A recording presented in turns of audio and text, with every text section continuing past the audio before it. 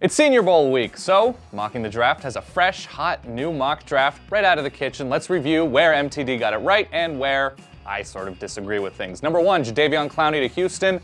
Interesting pick, probably the most talented person in this draft. Him and J.J. Watt in the same front. Scary as hell. It'll be interesting to see what Bill O'Brien does with this defense. If they stay in that sort of 3-4 alignment, I assume they will. Number 2, Sammy Watkins to St. Louis. Not a huge fan of this, especially with how much they invested in the receiver position last year. Stedman Bailey and, of course, Tavon Austin. I'd rather draft, if I'm St. Louis, a player who controls his own success, maybe an offensive lineman. And by that, I mean Sammy Watkins has a beat-up, healing, average at best Sam Bradford throwing to him. Not a huge fan of that pick. Teddy Bridgewater, number 3 to Jacksonville. The best pure, polished quarterback in this draft. Hooray, Jacksonville. Hooray, Gus Bradley. I like that pick a lot. Number 4, Johnny Manziel, going to Cleveland like he had last week. I don't mind this pick. Again, if you're going Manziel, you're going all in. You better surround him with great offensive linemen. Alex Mack, we don't know what's going to happen with him in free agency. Joe Thomas, clearly a franchise left tackle, so you like that. But get too many great offensive linemen if you are the Cleveland Browns. Number 5, Blake Bortles to Oakland. I like this pick. Not completely sold on Terrell Pryor as a franchise quarterback, a pure, complete franchise quarterback for the future. Bortles, big, strong, mobile, has a good arm, has really shot up draft boards. It'll be interesting to see what he does at the combine and the weeks leading up to the draft when he's able to show off what he's able to do. Number 7, I like this pick a lot. Tampa Bay, Greg Robinson. If you've seen him play at Auburn and you saw how Auburn ran the ball, you know that investing in the offensive line, when you have quarterback of the future, when you have offensive skill of the future, he's going to open up holes. He is going to be a road grader, left side or right side. Sure, they have Donald Penn and they're hoping it gets better. I like that pick a lot. Greg Robinson is going to smear somebody's pancreas. All right, let's jump to number 14, Chicago Bears and HaHa Clinton Dix. Love this pick. The Alabama safety is a terrific fit for a Bears team. Needs all the help it can get on defense, especially when you look at who is in the NFC North. Calvin Johnson, Aaron Rodgers.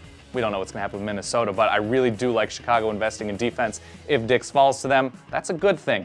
Let's move on. Number 16 or 17, whatever pick Dallas gets, this is what we're going to go with here. Rashid Hajman. I like the pick a lot. Dallas's defense last year, kind of a joke. You get help up front along the defensive line, interior defensive line. Guess what? You're drafting to beat Chip Kelly. How do you beat Chip Kelly in that offense? Hell, how do you beat any offense? Beating them at the point of attack. Great defensive linemen, collapsing pockets. I like Dallas investing along the defensive line. Really take advantage of having DeMarcus Ware. Can't go wrong there. All right, number 22, Justin Gilbert, the Oklahoma State corner to Philadelphia. Just talking about Philadelphia, they do need that physical presence that can play on an island. We just saw the NFC Championship and saw how important a cornerback you can just leave alone to just mess with everybody. Justin Gilbert does have that talent. I like him there. I like him at Philly a lot. They need all the help they can get in that defensive backfield.